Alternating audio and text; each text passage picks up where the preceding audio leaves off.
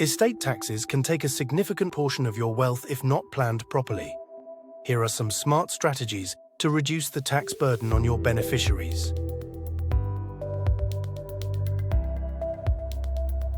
A business owner locks in today's value for tax purposes. Any future growth is passed to heirs tax-free. A spousal trust allows assets to transfer without immediate taxation. A family trust ensures tax-efficient income splitting.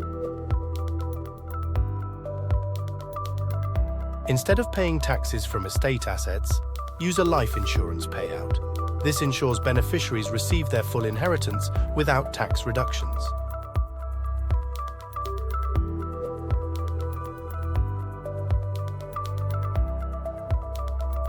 Let's answer some common estate planning questions. What if I die without a will? The government decides who gets what, often not how you'd want.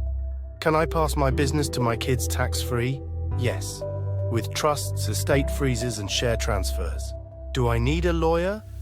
Not required, but a lawyer helps make your plan legally solid and tax-smart. How can I guide my kids' inheritance? Use a trust to set rules for how and when they get the money.